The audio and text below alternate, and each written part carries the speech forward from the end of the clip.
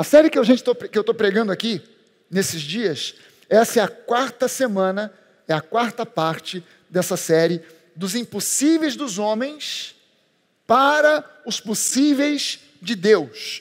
Uma jornada de fé. Dos impossíveis dos homens para os possíveis de Deus, uma jornada de fé. Nós precisamos entender definitivamente que tudo o que Deus nos dá pela graça. Quando a gente tem que definir graça, se você frequenta a Nova já há algum tempo, graça, qual é a definição de graça? O que graça é? Uau, essa é a nova igreja, gente. Se você chegar em uma igreja qualquer e perguntar o que é graça, o pessoal vai olhar e graça. Bom demais, é graça. Não, define aí, pastor, graça é graça. Aleluia. Graça é favor imerecido. Graça é favor imerecido. Mas, ainda que Deus desse para mim, para você, como já deu, todas as coisas. Veja só o seguinte, o apóstolo Paulo, ele diz, tudo é vosso. Tudo é vosso. Será que você pode levantar uma das suas mãos e dizer isso? Tudo é nosso. Não são algumas coisas. Deus já nos deu todas as coisas que são pertinentes à vida abundante. Aquilo que a gente precisa. Mas ainda que Deus te dê todas as coisas, tudo que você necessita, se do lado de cá não houver fé, porque Deus dá pela graça, mas a gente recebe pela fé. E a fé é uma convicção, é uma certeza de coisas que ainda não são vistas, que ainda não estão concretamente presentes, que já estão presentes em espírito, mas que ainda não estão concretizadas, visíveis, palpáveis. Mas a fé, ela já vê como realizado aquilo que ainda não pode ser visto ou palpado. Então, se Deus dá por um lado pela graça, pelo outro tem que haver da nossa parte fé para receber. É por isso que você vai ver Jesus fazendo uma pergunta. Será que quando o Filho do Homem vier, ele vai encontrar fé sobre a terra? Jesus não está falando ali sobre a sua segunda vinda. Jesus não está falando sobre o dia que ele vier buscar a igreja, para o arrebatamento da igreja. Jesus está falando sobre o culto de domingo. Jesus está falando sobre o grupo de conexão. Jesus está falando sobre os encontros que a gente tem durante a semana, durante os domingos. Quando ele vem, você entende que Jesus está presente em todos os cultos que a gente realiza? Você entende que ele veio ao culto hoje? Tem crente que não vem ao culto, mas Jesus vem a todos. De manhã e de noite. Ele vem em todos. Mas quando Jesus vem, como é que Jesus vem à igreja?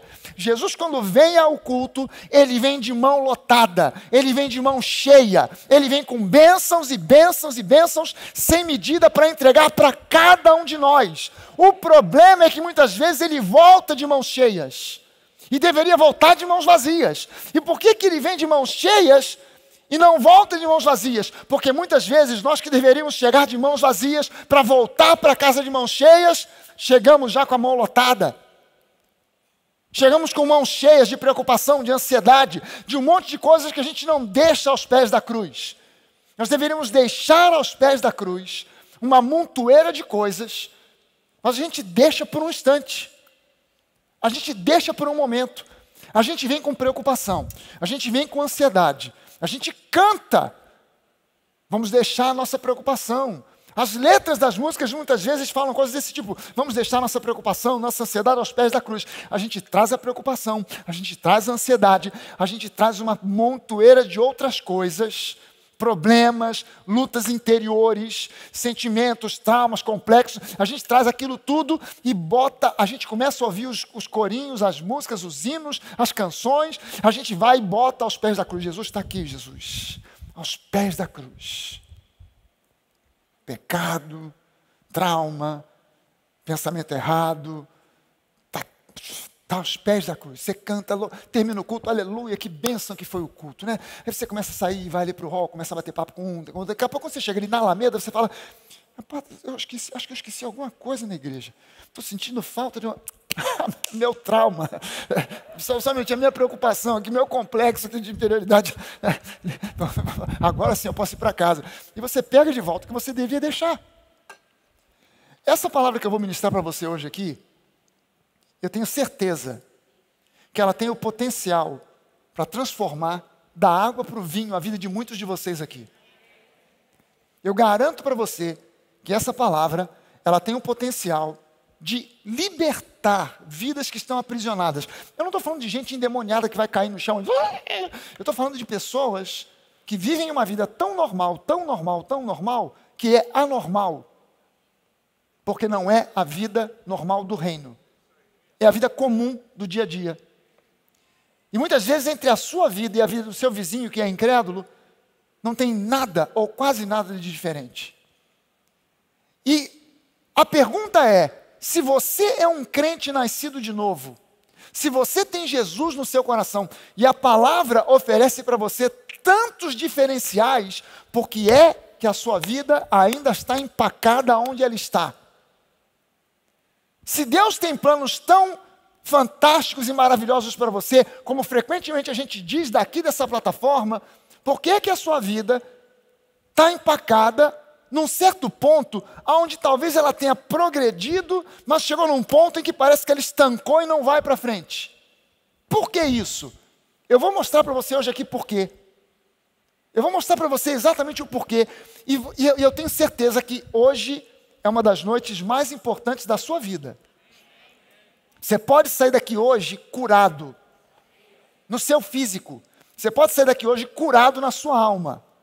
Você pode sair daqui curado de coisas que o psicólogo não conseguiu resolver, que os remédios psiquiátricos não conseguiram resolver, que as conversas com A, com B e com C não conseguiram resolver, que você já tentou conversar com um amigo, desabafar, e não deu jeito, não deu remédio.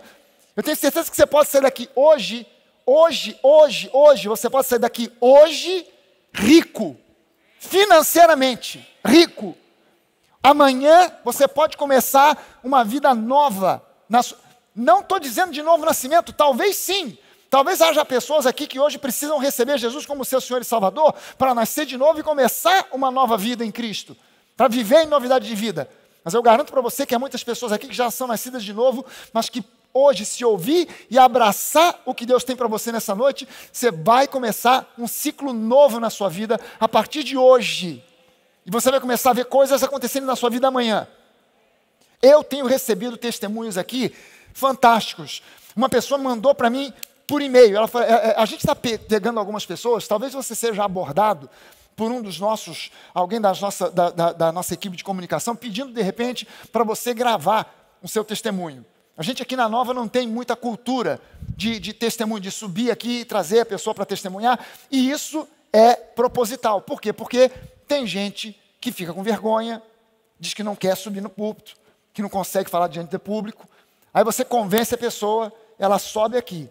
Quando ela sobe, ela é tímida. Ela fala, pastor, eu não consigo falar em público, só de olhar para o microfone eu tremo. Não, mas, irmão, você tem que dar esse testemunho, você tem que subir lá, tem que falar. A pessoa vem, ela sobe assim tímida, aí você dá um microfone na mão dela. Depois que ela pega aquele microfone, parece que tem um espírito toma posse dela. Ela fica possessa de um espírito, e aí ela começa, meus irmãos, em 1927. Pronto, aí danou-se. Até chegar em 2020 é uma luta. Então a gente grava, porque gravando ela pode falar 2 horas, depois a gente edita, vira 2 minutos. Talvez você possa ser contactado, mas eu tenho ouvido, uma pessoa mandou um e-mail pedindo assim, pastor, eu não queria gravar, sou muito tímida. Velha conversa, né? Mas ela estava dizendo, eu fui fazer um exame de rotina, o médico identificou que eu tinha lá uma tumoração no seio, e fez tomografia, fez tudo que tem direito, ressonância, não sei o quê, estava confirmado, marcou cirurgia. Na data da cirurgia deu ruim. O médico não pôde, viajou, teve que não sei o quê, bababá, isso e aquilo, teve que adiar, e adiou por um tempo relativamente grande. Entre o diagnóstico e a data da cirurgia, o adiamento da cirurgia e a cirurgia, ela pediu para fazer um novo exame.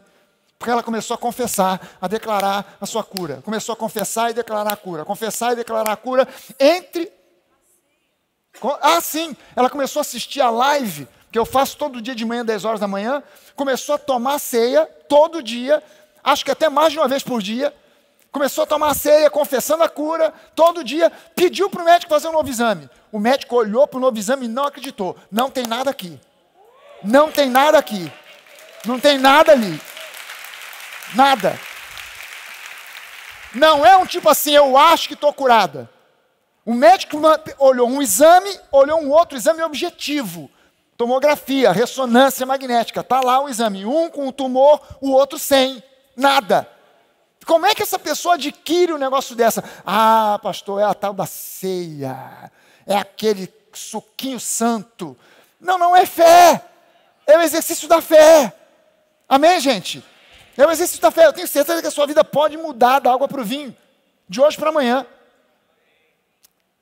A gente já viu aqui nessa série, hoje é a 4ª mensagem dessa série, a gente já viu anteriormente que era impossível para Abraão e Sara, sendo já bem idosos, conceberem um filho e se tornarem pais.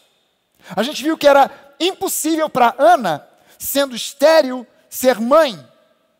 E ela se tornou a mãe do profeta Samuel. Era impossível para Maria, sendo uma jovem virgem, gerar um filho.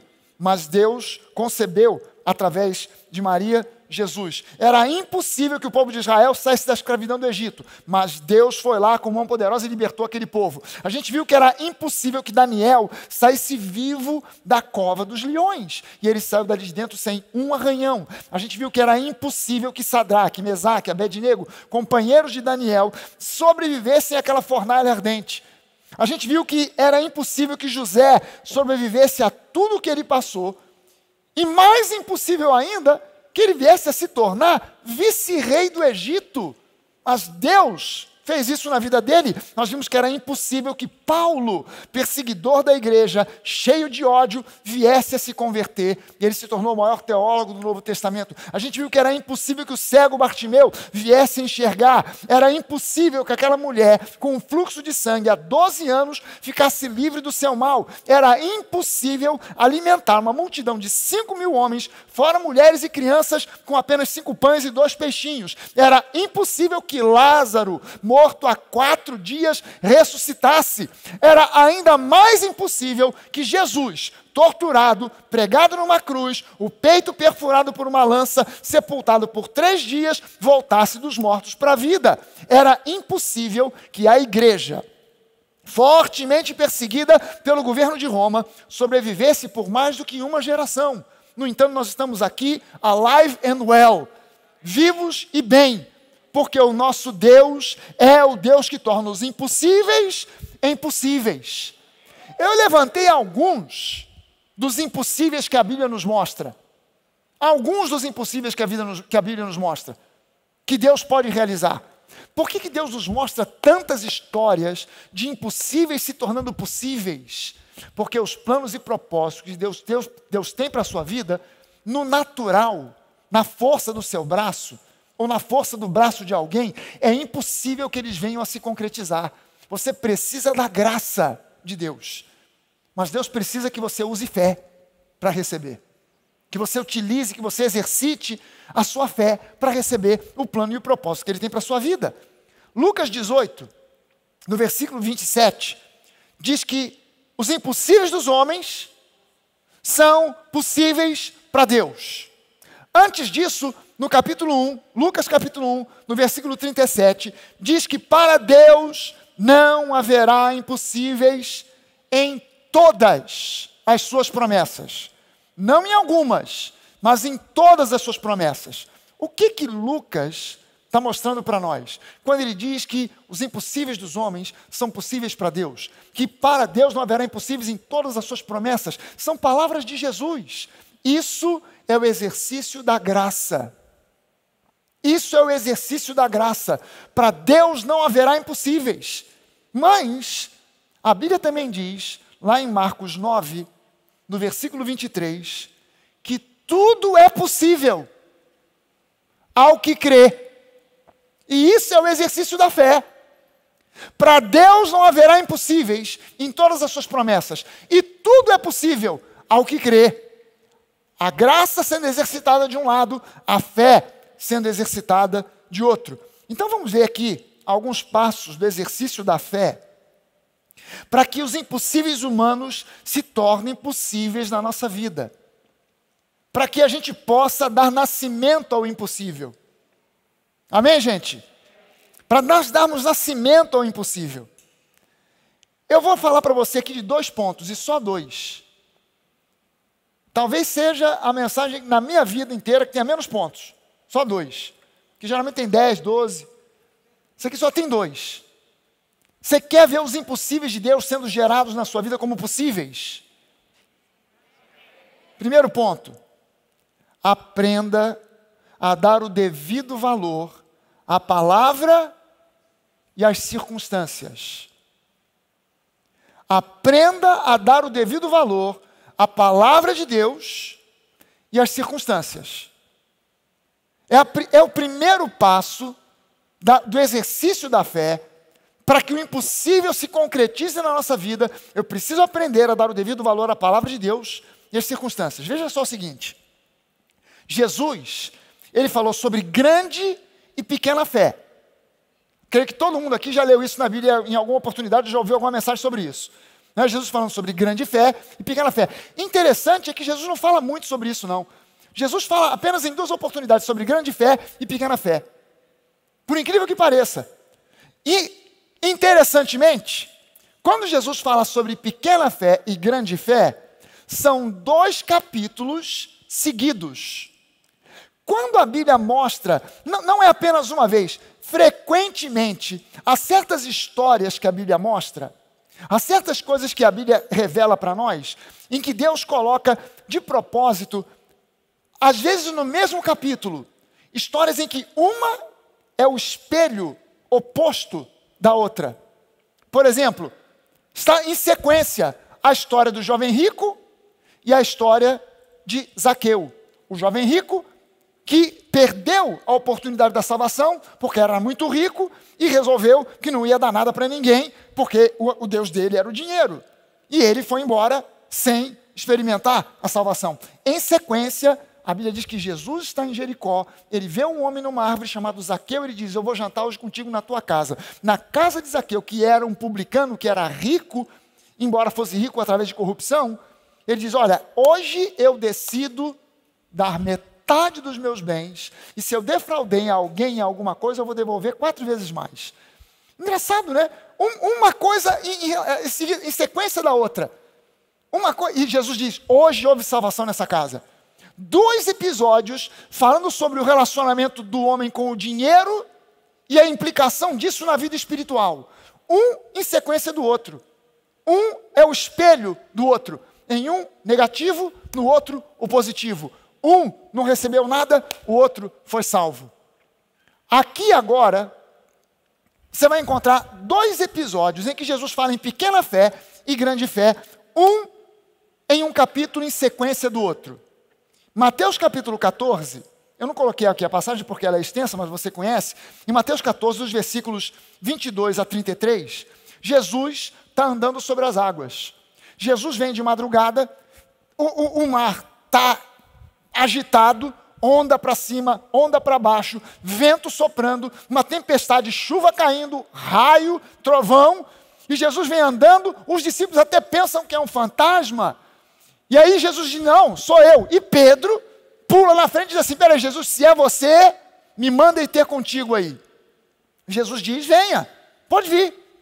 Pedro sai do barco e Pedro anda sobre as águas. Aí a Bíblia diz que Pedro, reparando nas ondas, no vento, na chuva, no tamanho das ondas, começou a afundar. Reparando em quê? O que chamou a atenção de Pedro? As circunstâncias. E Pedro começou a afundar. Jesus estende a mão, segura a mão de Pedro, não deixa ele afundar e diz assim, homem de pequena fé, por que duvidaste? E puxa Pedro, e Pedro agora, segurando na mão de Jesus, vai andando de volta para dentro do barco. Você tem que lembrar que Pedro ainda andou de novo, uma boa extensão até entrar dentro do barco de novo. Mas Jesus, veja só gente, Pedro andou sobre as águas. Quantos aqui entendem, já estudaram física, química, e sabem que andar em cima da água Não dá. É impossível. Aleluia, pelo menos nós 4, 1, 2, 3, 4. Quem sabe aqui que é impossível andar em cima da água. E Pedro andou. E Jesus disse para ele, homem de pequena fé. E por que Jesus classificou a fé de Pedro como uma pequena fé? Porque ele olhou para as circunstâncias. Na verdade, Pedro não estava andando sobre as águas. Pedro estava andando sobre a palavra que Jesus deu para ele. Jesus, se é você, me manda ir ter contigo. E Jesus disse, venha. Gente, no momento que Jesus diz venha, você vai e vai dar certo. Se Jesus diz fica, você não vai. Você fica na sua. Mas se Jesus diz vem, você vai e vai dar certo. É impossível. Mas Jesus disse, então ele vai fazer o milagre. Hã? Amém? Pedro, ele estava andando sobre a palavra que Jesus havia dado. Venha! Mas ele começou a reparar nas circunstâncias. Aí Jesus olha para ele e diz, homem de pequena fé. Essa palavra, essa expressão pequena fé, no grego, é uma palavra só. No português são duas, né? Homem de pequena fé. Mas no grego é uma palavra só. Oligopistos. São duas raízes. Oligo e pistes. Oligo, pouco, pequeno, mirrado. Pistes, fé.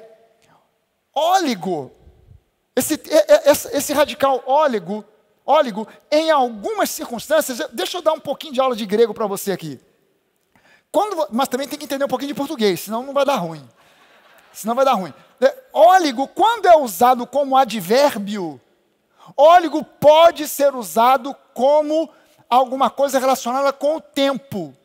Mas quando você usa óligo como adjetivo, sempre é relacionado com escassez, com pequenez. Então, quando você diz oligopistes, você está qualificando, adjetivando a fé. Pistes, no grego, é fé. Quando você diz oligopistes, não é uma fé de curta duração, é pequena mesmo. Uma fé pequena mesmo. Mas olha só, não tenta julgar essa questão do pequeno, porque as pessoas começam a ver pequena fé, grande fé, e começam a imaginar a fé como se fosse uma coisa que tem volume. Então você tem 2 toneladas, o outro tem só meio quilo. Então aquele coitado que tem meio quilo, deu ruim para ele, mas eu tenho 2 toneladas de fé, grande fé. Você vai entender isso aqui, porque olha só, olha o que Jesus disse a respeito da fé. Se você tiver uma fé do tamanho de um grão de mostarda, você vai dizer para esse monte, ergue-te e lança-te no mar, e não duvidar, o monte vai se erguer. Aquilo que você tiver dito é o que você vai receber. Uma fé do tamanho de um grão de mostarda. Alguém aqui já viu um grão de mostarda? Se você não tem ideia, você pode não ter visto grão de mostarda, mas já viu caroço de goiaba? Já viu caroço de goiaba? Um grão de mostarda é menor do que um caroço de goiaba. Menor do que aquele carocinho de goiaba. Mas Jesus diz, se você tiver uma fé pequena, do tamanho de um grão de mostarda, ela funciona para produzir grandes milagres. Mas você não pode ficar focando nas circunstâncias. Porque quando você foca nas circunstâncias, essa fé pequena, ainda que pequena, ela se torna ainda menor. Ela perde a força, a eficácia. Por isso Jesus disse, homem de pequena fé. Porque você focou nas circunstâncias. O que é a grande fé? É a fé que foca em Jesus, independente de circunstâncias. Agora, isso aqui, Pedro andando sobre as águas, é Mateus capítulo 14.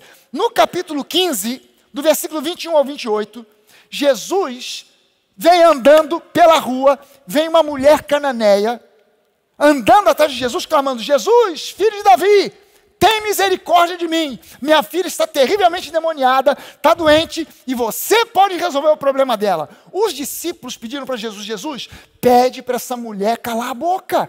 Essa mulher está fazendo escândalo, ela vem gritando, chamando a atenção de todo mundo no meio da rua, gritando, Jesus, filho de Davi, tem misericórdia, manda ela calar a boca.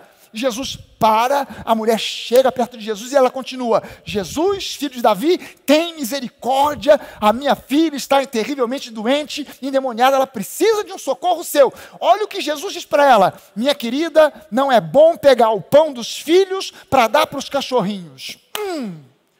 Se fosse hoje, com um de nós, e você está atrás de Jesus pedindo: Jesus, eu estou com meu pai, a minha mãe, uma filha, está doente, precisa de uma solução sua. E Jesus viesse para você: olha, não é bom tirar o pão dos filhos para dar para os cachorros. Ah, cachorro? Ah, não. Cachorro não. Cachorro não, agora eu vou descer o barraco. Ah, não. Olha a reação dessa mulher. Essa mulher, ela podia ter feito um escândalo, ela podia ter dito o quê? Cachorro? Ah, não. Se você pegar em muitas bíblias de estudo, você vê no rodapé, relacionado a essa expressão que Jesus usa, os cachorrinhos, e os intérpretes botam lá: é porque na época de Jesus, isso era uma coisa, os cachorrinhos, era ofensa sim, era ofensa mesmo. Jesus diz para ela: não é bom tirar o pão dos filhos para dar para os cachorrinhos. Olha a reação da mulher: Jesus, mas os cachorrinhos comem das migalhas. Se você me der uma migalha, eu aceito. Eu não estou querendo grande coisa, eu só quero a cura da minha filha. E eu faço eu aceito, quer chamar de cachorro, quer chamar do que for, mas as migalhas me servem. Jesus olha para ela, o que Jesus fez? Jesus testou a fé daquela mulher. Quando ela diz: para mim está de bom tamanho até se for migalha, mas eu quero alguma coisa de você. Jesus olha para ela e fala assim: grande é a tua fé. Por que Jesus classificou a fé dessa mulher como grande? E o termo que é no grego, essa palavra grande no grego é megas. Megas é o oposto de óligo. Megas é grandioso, mega loja. Mega promoção. Já ouviu quando anuncia na televisão? Mega promoção. O que o cara quer dizer? Não é uma grande promoção, não é uma super promoção, é uma mega promoção. É mentira, para você chegar lá é a mesma coisa.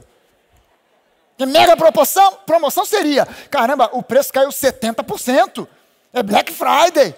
Não, caiu 70%, claro, vocês aumentaram 30%. Aí tiraram mais um pouco, não sei o que, na verdade não é 20%. Mega promoção, mega, a palavra mega que Jesus usa aqui no português está traduzido assim: grande é a tua fé, mas no grego, megas, pistis, significa a tua fé é extraordinariamente grande. Por quê? Porque a tua fé, mulher, não levou em conta a ofensa, as circunstâncias. Você não ficou de mimimi, de nhenhenhé, você insistiu, você persistiu, você perseverou. Pode ir para casa, porque a tua filha já está curada. Grande é a tua fé. Grande é a tua fé. Por quê? Porque ela suplantou tudo quanto é tipo de barreira. Tudo quanto é tipo de barreira. Os discípulos mandando calar a boca, as dificuldades, a filha está longe, ela ficou longe, teve que ir atrás de Jesus. Jesus ainda manda essa para cima dela: não é bom tirar o pão dos filhos para dar para os cachorrinhos. E ela ainda assim perseverou. Grande é a tua fé. Grande é a tua fé. O diferencial é que Pedro deu um valor maior às circunstâncias do que a palavra de Jesus. E aquela mulher cananeia focou em Jesus e desprezou as circunstâncias. Meu irmão, começa a abraçar aqui o que você está ouvindo, porque o que você está ouvindo é a revelação que vem do trono da graça, para mudar a tua vida da água para o vinho. Presta atenção no que eu estou te falando. 2 Coríntios 5,7 diz assim: porque nós andamos por fé, e não por aquilo que nós vemos. Nós andamos por fé, e não por aquilo que vemos. 2 Coríntios 4, versículo 16 a 18, diz: por isso nós não desanimamos. Você pode dizer isso comigo? Nós não desanimamos. Diga para você mesmo: eu não sou daqueles que desanimam. Aleluia! Pelo contrário, mesmo que o nosso ser exterior, o nosso homem exterior, se desgaste, o nosso ser interior, o nosso espírito se renova dia a dia, porque a nossa leve e momentânea tribulação, a nossa leve e momentânea tribulação, problema, luta, dificuldade. Paulo vinha falando, gente, eu já passei por poucas e boas, já fui preso um montão de vezes, já levei chibatada, já levei varada, já fui apedrejado, já afundei de navio, tudo por causa do nome de Jesus, já fui vilipendiado, achincalhado, xingado, desclassificado, mas tudo isso para mim é leve e momentânea tribulação. Ele diz, a nossa leve e momentânea tribulação produz para nós um eterno peso de glória acima de toda comparação, na medida em que não olhamos para as coisas que se veem. Produz para nós peso de eterna glória, na medida em que não focamos naquilo que se vê, mas focamos naquilo que não se vê, porque as coisas que se veem são temporais, as que não se veem são eternas. Meu irmão, amém.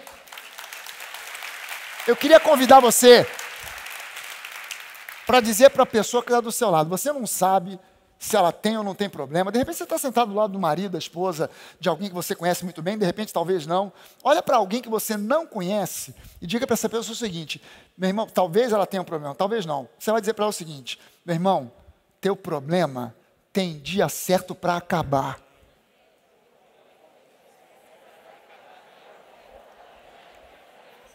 Já saiu da fábrica com prazo de validade. Agora eu vou te dizer uma coisa aqui, presta atenção no que eu vou te dizer. O teu problema já saiu de fábrica com prazo de validade. E você está segurando um problema com prazo vencido. Tem muita gente aqui segurando o problema com prazo vencido. Você não come azeitona com prazo vencido. Você não come palmito com prazo vencido. Você não toma vinho com prazo vencido. Mas você está segurando um problema que o prazo já venceu. Está na sua vida e não era para estar mais. Já era para ter saído. E você precisa aprender a focar em Jesus. E não ficar focando em circunstâncias e sentimentos. Que estou sentindo. Estou sentindo. Versa essa, estou sentindo. Crente tem muito desse negócio, estou sentindo. Que Deus não está sentindo nada. Não é pelo que eu sinto, eu deixo de sentir, é pelo aquilo que eu creio.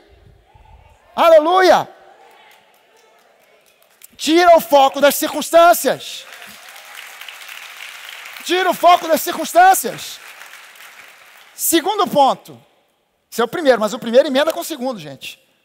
O primeiro e o segundo estão assim, ó, misturado com o outro, junto e misturado.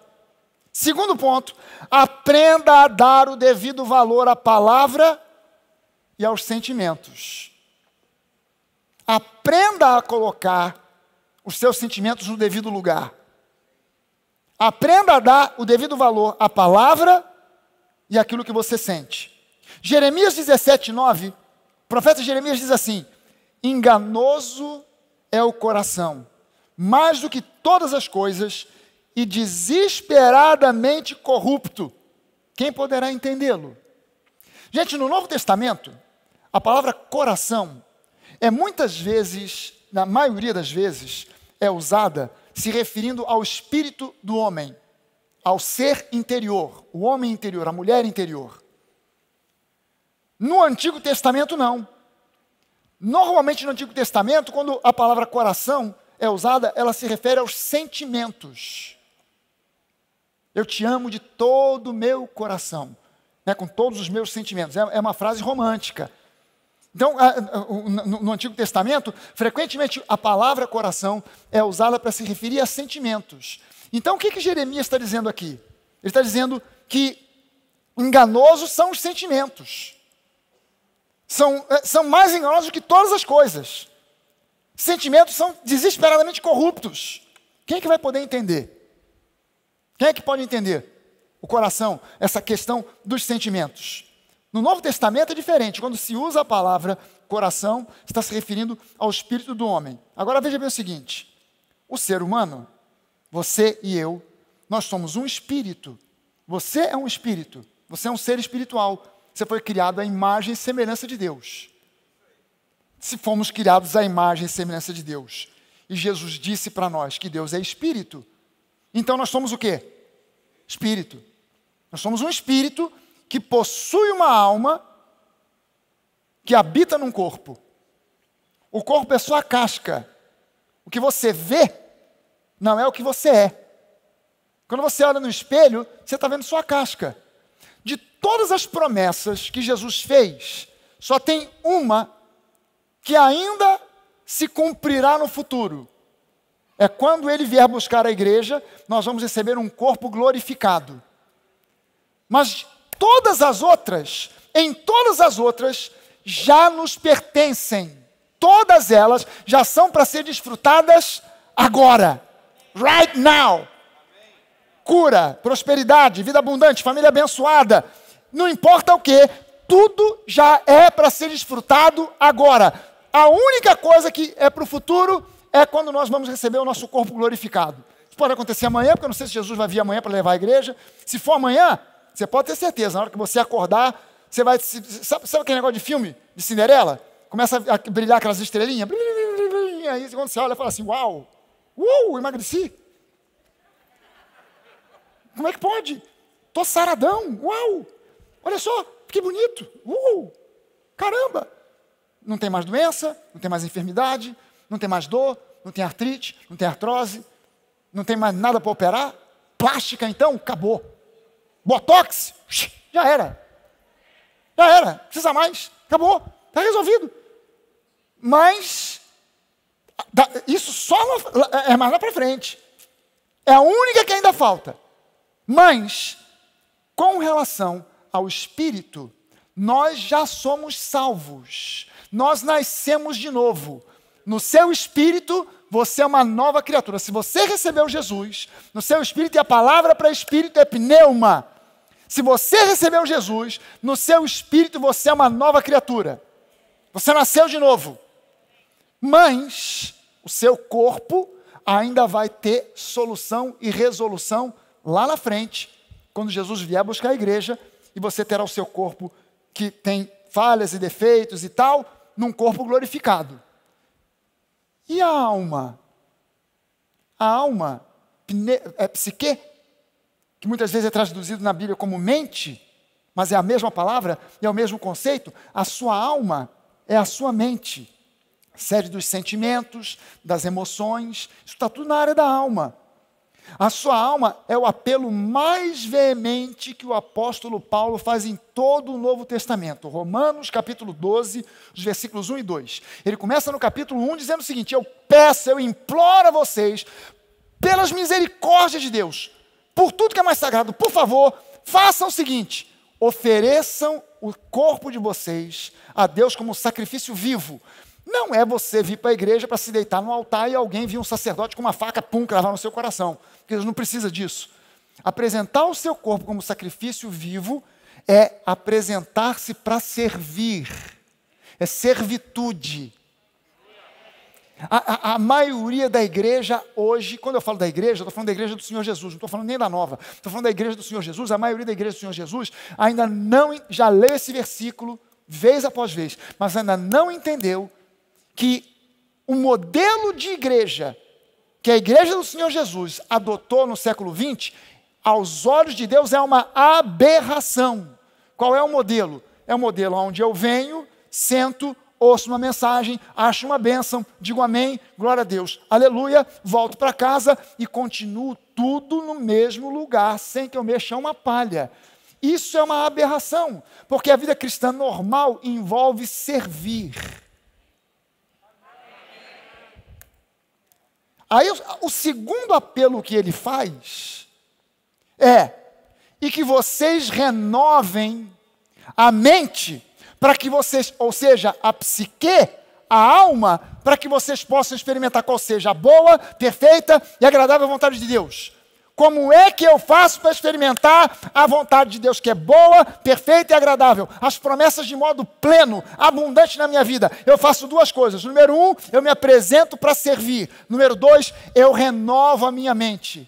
Todo santo dia, a religiosidade quer que você fique com uma mente embotada, com uma mente nublada, que você não entenda a revelação da graça, a revelação da fé, a revelação de quem Deus genuinamente é, quem Jesus é, quem o Espírito Santo é, quem você é em Cristo, o que você possui em Cristo, o que você pode em Cristo. A religiosidade não quer isso. não prega, não ensina, não advoga nada disso. Eu preciso entender, Paulo lá, quando escreve para os Tessalonicenses, 1 Tessalonicenses 5:23, ele fala sobre corpo, ele fala sobre alma, mas ele coloca em primeiro lugar o espírito. Ele ora dizendo o seguinte: o mesmo Deus da paz os santifique em tudo e que o espírito, pneuma, a alma, psique, e o corpo, soma, de vocês sejam conservados íntegros e irrepreensíveis na vinda de nosso Senhor Jesus Cristo. Quando Paulo coloca aqui 3 palavras diferentes, pneuma, psique, soma, é porque nós somos um ser tripartido. Nós somos, assim como Deus é Pai, Filho e Espírito Santo, o ser humano é um espírito que possui uma alma e habita num corpo. Qual é o problema dos crentes que muitas vezes impede, bloqueia o exercício e a ação plena da fé? É muitas vezes dar mais peso, mais valor aos sentimentos do que a palavra. Isso ocorre por duas razões. Ou por excesso de sentimentalismo, ou por ignorância. Ou às vezes uma soma dos dois.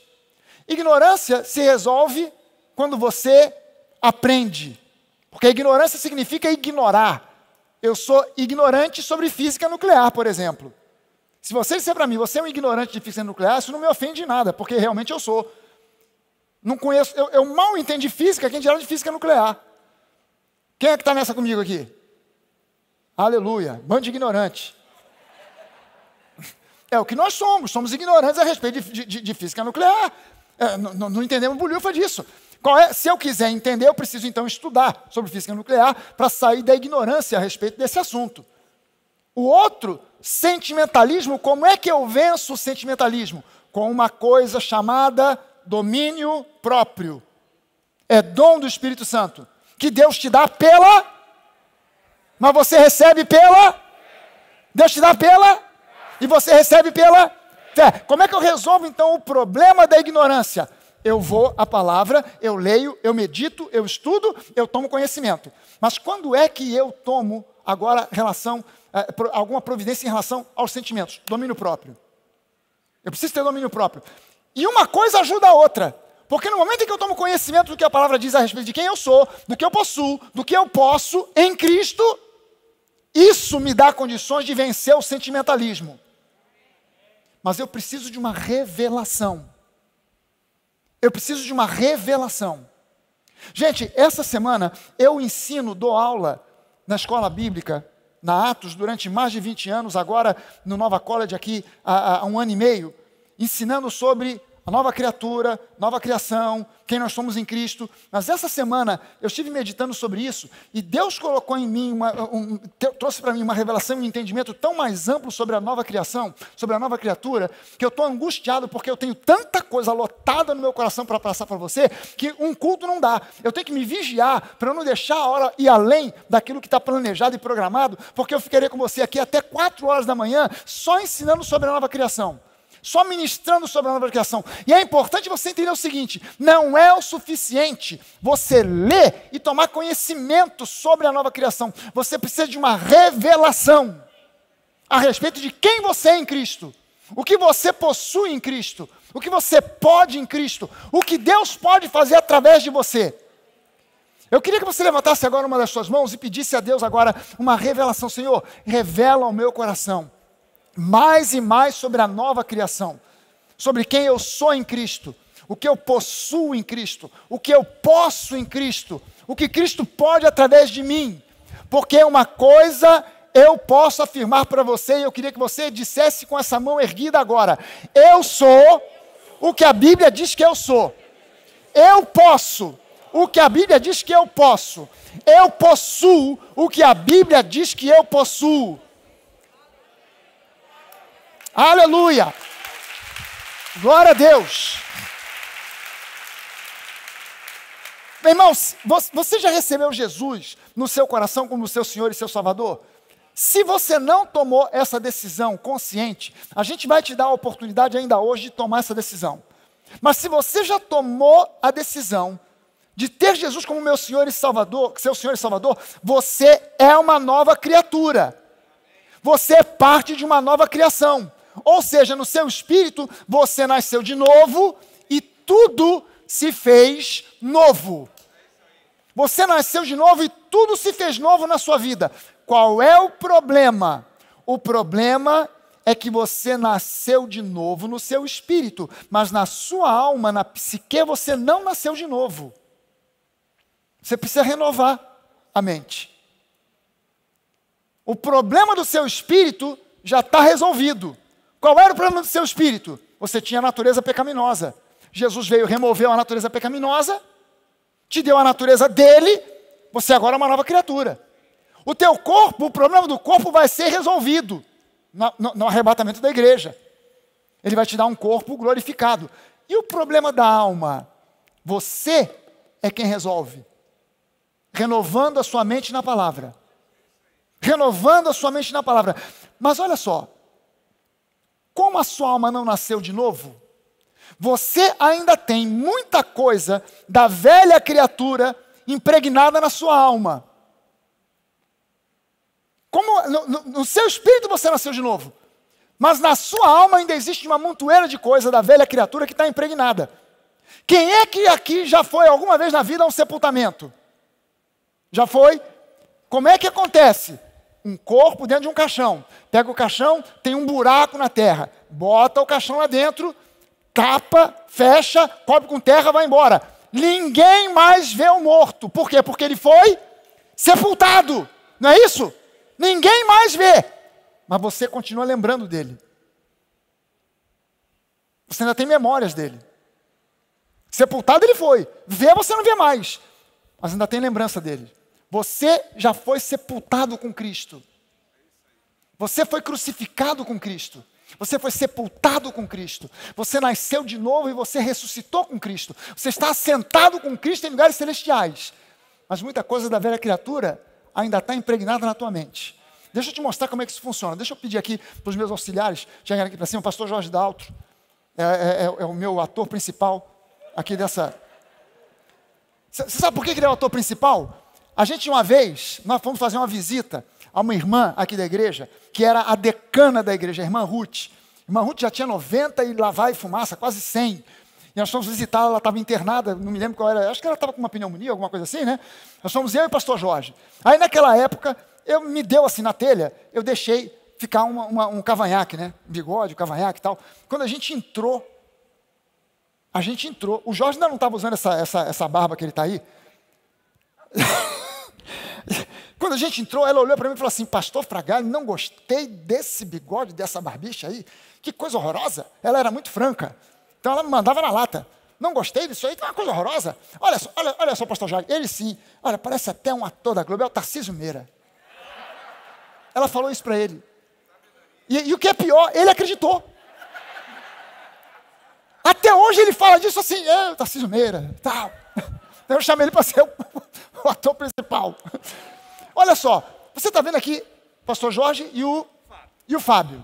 Só que a partir de agora, você não está vendo nem o pastor Jorge, nem o Fábio. Esses dois caras aqui, na verdade, são uma pessoa só. É a mesma pessoa, é o João da Silva. Desculpe se tem algum João da Silva aqui. Eu peguei João da Silva como dois nomes bem comuns no Brasil, João e da Silva. Tá? João da Silva, tem algum João da Silva? Não, aleluia, graças a Deus. Só que aqui é o João da Silva, versão nova criatura. E aqui é o João da Silva, versão velha criatura. Aqui o João da Silva se converteu, aceitou Jesus. Aqui, antes da conversão, não tinha aceitado Jesus, é a velha criatura. Vamos entender aqui o que estava embutido na velha criatura. A natureza da velha criatura. Vamos lá. Primeira coisa, ele era um pecador. Essa é a primeira coisa. Segunda coisa, não, tudo aqui. Vamos trabalhar com a velha criatura aqui primeiro. Primeira coisa, ele era um pecador. Em segundo lugar, ele vivia nas trevas. Ele estava nas trevas.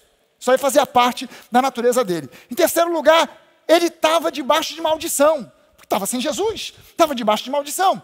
Em quarto lugar, ele tinha traumas e complexos que foram adquiridos ao longo do tempo, da educação, ou da falta de educação, da falta de grana, de um monte de problema. Ele tinha lá um montão de trauma, de complexo. Ele também, além de tudo isso, ele ainda tinha, deixa eu ver aqui, ele era prisioneiro dos erros do passado. Ah, eu errei, eu fiz, eu aconteci. E ele tinha aquela lembrança de coisas que ele fez e deixou de fazer no passado. Mas ele também tinha problemas de limitações pelos problemas do passado. Hoje em dia está na moda falar isso. Crenças limitantes. Tem crenças limitantes. Como é que vieram as crenças limitantes? É porque ele está prisioneiro de uma montoeira de coisas no passado, de pensamentos que prendem ele ao passado. Ele tem, por causa desses traumas e complexos, ele tem complexo de inferioridade, mas de vez em quando dá um sirico-tico nele e ele fica arrogante.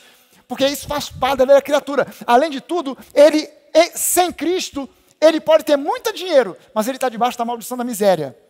Está debaixo da maldição, faz parte disso, ele como velha criatura. E ainda tem mais, para piorar, ele é uma pessoa que está sujeito a doença de tudo quanto é jeito, tudo quanto é tipo, ele está com potencial de doença. Ainda tem mais, o cara não acabou, ele é carente. Você conhece alguém carente? Se você não sabe o que é uma pessoa carente, todo carente é chato. Conhece uma pessoa chata? Carente. Porque o que é o carente? É aquela pessoa que gruda contigo. Quando você encontra com o carente, ele já agarra no teu cotovelo. Ele já te segura, te puxa para perto. E ele fala com você numa distância que você identifica a marca do creme dental que ele usa. Porque ele quer a tua atenção, ele é carente. Então o cara é carente. Ele é complacente, acomodado. Isso faz parte da natureza pecaminosa. Complacência, acomodação. Ele tem também, ele se sente indigno. Ele se sente indigno. Porque como é que eu vou chegar para Deus? Não, eu não mereço. Não, eu tenho que fazer pela minha força. Porque Deus tal me deu. Ele vive dominado pelo medo. Tem medo do futuro. Tem medo da mulher trair ele. Porque todo camarada tem essa paranoia. Não, minha mulher pode me trair a qualquer momento. Eu tenho que ficar de olho. Ó, esse aqui é irmão desse. O cara vive com medo do futuro. Como é que vai ser no futuro? Ah, eu não sei. Aposentadoria. O INSS não dá para nada. E o cara está com medo. E ele não sabe como é que ele vai resolver. Ainda tem mais alguma coisa? Ainda tem mais coisa, mas vamos deixar por aqui, já está de bom tamanho. Aí ele se converteu. Ele nasceu de novo. Vamos dar uma olhada na versão da nova criatura. Ele agora foi justificado. Ele foi justificado. Ele não tem mais que dar desculpas esfarrapadas para Deus, porque em Cristo ele foi plenamente justificado. Ele agora pode viver, andar na presença de Deus, sem medo de ser rejeitado, porque ele foi justificado. Ele agora se tornou santo. Ele agora é uma nova criatura. Ele foi separado, ele pertence a Deus. Ele, além de ser santo, ele agora é um abençoado. Ele era amaldiçoado. Ele estava debaixo, agora ele é um abençoado. Além de abençoado, ele agora mais que vencedor. Faz parte dessa natureza que ele recebeu em Cristo. Ele agora é mais que vencedor. Ele, além de ser mais que vencedor, ele agora é próspero.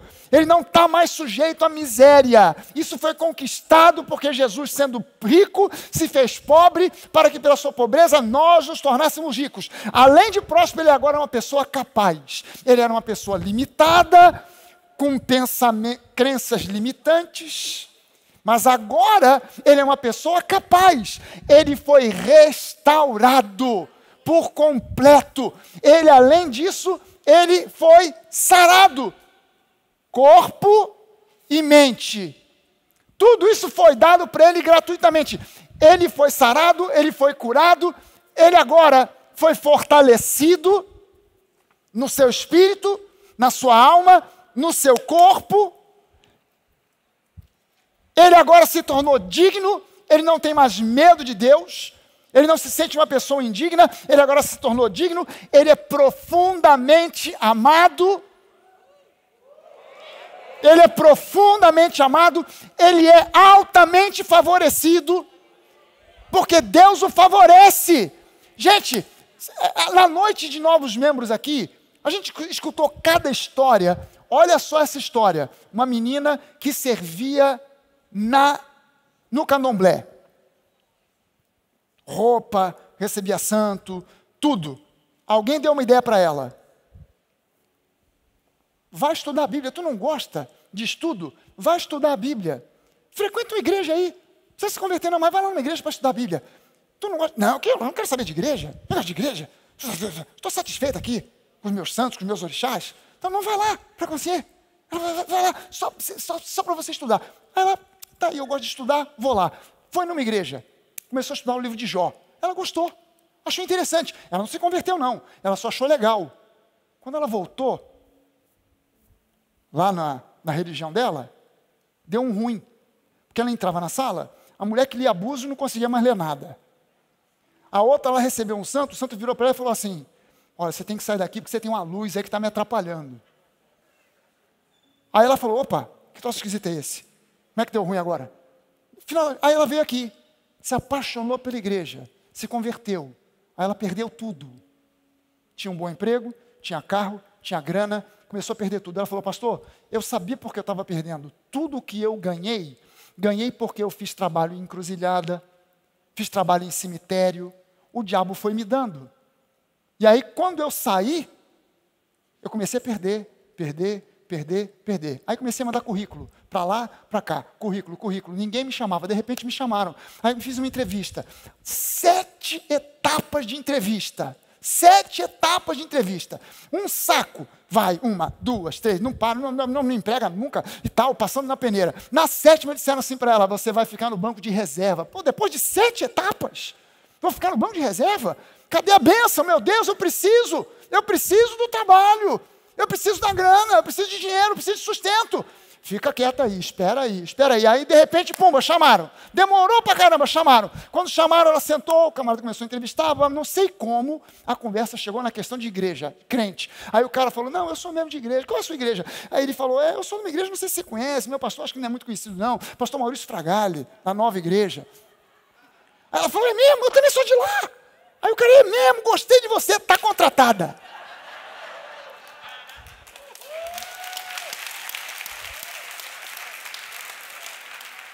Sabe o que mais? Tudo que ela perdeu ao longo daquele tempo, já recuperou. Agora Deus tem dado para ela. Por quê? Porque em Cristo ela se tornou uma nova criatura capaz, ela se tornou uma pessoa livre. Ele nasceu de novo e agora ele é livre. Não está mais preso pelas amarras do inferno. Ele agora é livre.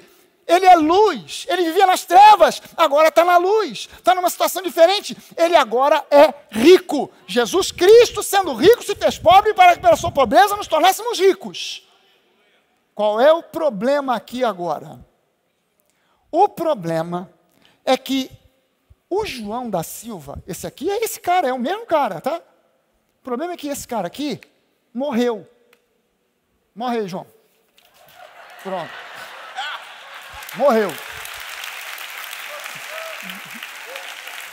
Morreu.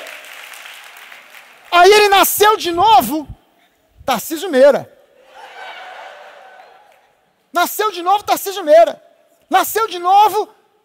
aqui. Tudo isso aqui já é dele. O problema é que aqui ainda tem muita coisa desse cara aqui, que já morreu. E o problema maior é o seguinte, quando você encontra uma pessoa que sabe como atingir, tocar e manipular o seu ponto de dor, você encontrou alguém que tem um recurso que pode ser usado para o bem ou para o mal. Os psicólogos sabem acessar os pontos de dor que existem na sua alma, para o bem. Mas tem muita gente que pensa que é psicólogo, ou que fez um curso qualquer, de qualquer negócio de um fim de semana, e acha que é doutor em psicologia. E acessa certas coisas que não sabe como resolver. E aí a pessoa fica com aquela batata quente. Eu tenho pensamentos limitantes, crenças limitantes, por isso que eu não consigo decolar. Isso é uma mentira do inferno. Ainda que você tenha crenças limitantes, elas não vão se resolver se você simplesmente ficar consultando o psicólogo ou o coach. Nós vivemos numa época pós-Freud. Esse é o problema do cidadão do século XX. Nós vivemos numa época pós-Freud. Então, no século XX, você não viu essa transformação. Eu não vi. Eu já nasci nessa época. O ser humano passou a botar um valor gigantesco na alma, na mente, na questão da psicologia. E as coisas do Espírito ficaram para trás. E tudo é analisado em função da parte psicológica. E as pessoas acham que o problema está na psicologia e a solução está na área psicológica, a solução está na renovação da sua mente. Enquanto você não renovar a sua mente na palavra, para entender quem você é, o que você possui, o que você pode em Cristo, você pode mudar suas crenças limitantes por outras ilimitantes, e você vai continuar atolado no mesmo lugar. Talvez, quem sabe, você dê 1 ou 2 passos à frente, mas Deus queria que você avançasse quilômetros, e você não chega nem na metade de onde Deus planejou para você, porque você está avançando na força do homem, e não na força da palavra. Você está andando sobre as águas, e vai começar a olhar para as circunstâncias, porque elas vão se manifestar contra você a qualquer momento. Quem levantou aquela tempestade, quando Pedro estava andando sobre as águas, não foi Jesus, não foi Deus, foi o diabo. Jesus tinha dito antes da tempestade: passemos para o outro lado. Se Jesus disse passemos para o outro lado, Jesus não ia dizer: aí, gente, desculpe, qualquer coisa deu ruim, o barco vai afundar, vocês vão morrer, pelo menos a minha está garantida já. Que eu sou o filho de Deus, eu sou o cara, vocês, desculpe, falhou, gente, falhou. Não, se Jesus disse vamos para o outro lado, é do outro lado que a gente vai chegar. E para mostrar que ia chegar, ele veio andando sobre as águas. Se precisar, Jesus faz você andar sobre as águas, porque ele te chamou para o outro lado, você vai chegar do outro lado. E não tem crença limitante que te impeça de chegar onde Jesus planejou de você chegar. Você precisa se lembrar, a gente ensina isso aqui, domingo sim, no outro também. Crenças erradas levam você para o lado errado, mas quando você crê de maneira correta, você vai chegar num lugar chamado vitória. Isso aqui é para ser crido. Isso aqui é para ser crido. De que maneira? Como a mulher cananeia. De modo radical. Não é para você crer meia boca. Eu creio, mas sabe como é? Está ruim para todo mundo. Aleluia. É a pandemia. Aleluia. Mas Deus é bom. Para com esse ping-pong. Deus é bom. Mas o vírus é danado. A pandemia é ruim. Mas Deus sempre tem um milagrinho para nós, né? Vamos orar. Não peça para orar com essa pessoa, não, porque eu não vou orar com ela, não. Eu já sei como é que ela vai orar. Senhor, tu sabes. Estamos nesse aperto, mas tu tens a resposta. Me disse nada. Até aí já está todo mundo sabendo. Eu quero ver aquela oração e dizer assim: meu Deus, a situação aqui está ruim pra caramba, mas nós somos mais que vencedores. Eu não vou ficar atolado nessa lama, porque eu sou teu filho, eu sou um filho amado, eu sou renascido de novo, eu sou uma nova criatura, eu sou salvo, eu sou digno, eu sou mais que vencedor, eu sou rico, eu sou profundamente amado, eu sou altamente favorecido, eu sou santo, eu sou nascido de novo, eu sou uma nova criatura. Eu não vou ficar atolado e parado. Por quê? Porque eu sei que bondade e misericórdia me seguirão todos os dias na minha vida. Eu não estou correndo atrás. Pastor, nós temos que fazer o culto do corre atrás. É o culto do corre atrás. A bênção está indo, a gente está correndo atrás dela. Eu não estou correndo atrás de nada. Bondade e misericórdia me seguirão. Aonde eu vou? Na igreja, fora da igreja, bondade e misericórdia me seguirão. Eu vou ao shopping, bondade e misericórdia me seguirão. Eu vou ao trabalho, eu vou à loja, eu vou ao banheiro, bondade e misericórdia me seguirão. Aonde eu vou, bondade e misericórdia me seguem. Eu não corro atrás da bênção, a bênção vem atrás de mim. Eu sou um imã de bênção. Você é um imã de bênção. Você é um imã de bênção. Você é um imã das bênçãos de Deus. Você não é qualquer um. Você não é um João Ninguém. Você não é filho do diabo. Você é filho do céu. Você é filho do Deus Altíssimo. Você é mais que vencedor. Para com esse mimimi. Para de nhenhenhê. Para de reclamar. Confessa quem você é em Cristo. Começa a declarar a tua realidade em Cristo. Bondade e misericórdia te seguirão todos os dias. Todos os dias. Não de vez em quando. Não é sábado de manhã, domingo pela manhã, sábado quando eu ligo a minha televisão, tem lá o pastor falando: a bondade vem. Para com isso. É domingo de manhã, que bênção. Para com isso. Bondade e misericórdia te seguirão todos os dias. Todos os dias. Todos os dias.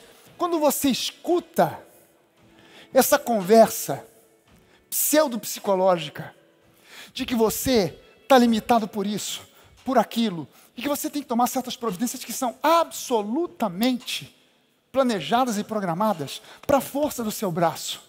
Você está saindo de uma crença limitante para outra. A diferença é que essa aqui é um pouco melhor do que aquela. Só isso. Meu irmão, você não é traumatizado coisa nenhuma. Se tem alguém, entenda uma coisa, se tem alguém nessa igreja aqui, que tem tudo quanto é motivo e razão para ser traumatizado, complexado, e o diabo a quatro, esse alguém se chama Maurício Fragale. Se eu fosse ficar olhando para o que eu vivi, para o que eu experimentei, porque eu sou uma vítima, porque afinal de contas eu sofri, porque meus pais, isso, minha mãe, meu pai, e a família, e o governo, e não sei o quê, e aí também eu entrei naquele desespero, naquela paranoia, e aí eu fui para as drogas, e eu me deixei levar, e quanto mais drogado eu ficava, mais sofrido eu ficava, e os meus traumas, o mundo me deve, o mundo está me devendo, a sociedade me deve, está todo mundo errado, o único certo sou eu sou sofrido, a pessoa tem que ter pena, tem que olhar para mim, tem que respeitar a minha dor, porque eu sou uma pessoa sofrida, eu tenho direitos que precisam ser colocados aí para mim, diante de mim, porque a sociedade me deve. Se tem alguém que tinha essa mentalidade, esse alguém se chamava Maurício Fragale. Mas quando eu olho para trás, quando eu, como nova criatura, olho lá para a velha criatura, eu estou vendo uma pessoa que morreu, foi sepultada. Eu posso ir a um cinema, assistir um filme, e de repente o cara que fez o filme tem um personagem lá que parece muito comigo. O jeito, a maneira de falar. Cara, que legal esse personagem, me identifiquei com esse personagem. Mas eu saio do cinema e eu sei uma coisa. Aquele personagem não sou eu. É só um personagem. Não sou eu. Quando você olha para quem você foi, você não está olhando e vendo quem você é. Você está vendo um personagem. Você não pode olhar e dizer, porque eu. Não, a velha criatura morreu e foi sepultada com Cristo. Quando você começa a dar ouvido a essas coisas, desses cutucões, das dores que você pode ter na alma, você só está fazendo uma coisa, trazendo de volta coisas da velha criatura para serem coladas na nova. Como é que agora você vai viver? Olha como é que você vai viver. Você é uma nova criatura, você tem tudo isso e agora está misturando com esse resto aqui. Você está pegando aquilo que não é seu, que já foi seu, foi removido de você, trazendo de volta e cola. E às vezes você cola tanto, que você já começa a não ver mais aquilo que a nova criatura possui. Começa a ocluir a visão da nova criatura, porque você começa a viver com base naquilo que você vê, circunstâncias, sentimentos, começa a dar ruim para você. Para com isso e valoriza a palavra. Você vai sair de um estágio, de uma fé que afunda diante do milagre, dentro do milagre, para uma fé que conquista tudo aquilo que Deus tem para você, que Ele dá pela graça e você recebe pela fé. Hoje é noite de libertação. Hoje é noite de libertação aqui. Hoje é noite de libertação. Hoje é noite de libertação aqui. Obrigado, nova criatura, velha criatura. Obrigado. Gente, hoje é noite de libertação. Hoje é noite de transformação. Hoje é noite de um início novo para muitas pessoas aqui. Há alguém aqui hoje que por um acaso ainda não tomou uma decisão pessoal, consciente por Jesus. Deixa eu convidar você para curvar a sua cabeça agora, fechar os seus olhos e estar em oração. Se por um acaso você nunca tomou uma decisão pessoal e consciente por Jesus, Ele é o caminho, Ele é a verdade, Ele é a vida, Ele quer te conduzir para algo que curso de coach algum jamais conseguirá te conduzir. Ele quer te conduzir para um lugar aonde tratamento psicológico algum conseguirá te conduzir. Eu não tenho nada nem contra o coach, nem contra os psicólogos. Eu disse para você, quem entende dessas coisas pode manipulá-las para o bem ou para o mal. Eu já vi isso dentro de igrejas. Eu já vi isso dentro de igreja. Pastores reunidos. E um camarada tocando uma musiquinha e o pastor lá, o pregador. Agora você vai ser liberto, presta a sua atenção. Você foi concebido no útero da sua mãe. Mas a sua mãe não queria. E ela tentou te abortar. O teu pai não queria, ele deu um soco na barriga da sua mãe, e ela para ela abortar. Aí alguém no meio daquela multidão, porque você dá um tiro de metralhadora, sempre vai pegar em alguém. Alguém já dá um gemido, e pronto, tocou na dor. Tocou no ponto do sentimento. Aí você cresceu e você foi abusado sexualmente, foi abusado verbalmente, foi abusado moralmente por alguém, um tio, alguém próximo. O seu pai disse que você era burro. Você com 15 anos começou a usar droga e tal. De repente, quando eu olhei, estava aquela montoeira de pastor caído no chão, muitos em posição fetal, chorando, gemendo. O único que estava de pé olhando para aquilo tudo, falei, meu Deus, que loucura é essa? Isso aqui virou um hospício. Porque estavam tocando em pontos de dores que não sabiam nem como resolver. Aí alguém veio me questionar, mas o senhor não caiu? Por que o senhor não caiu? Eu falei, o quê? Está maluco?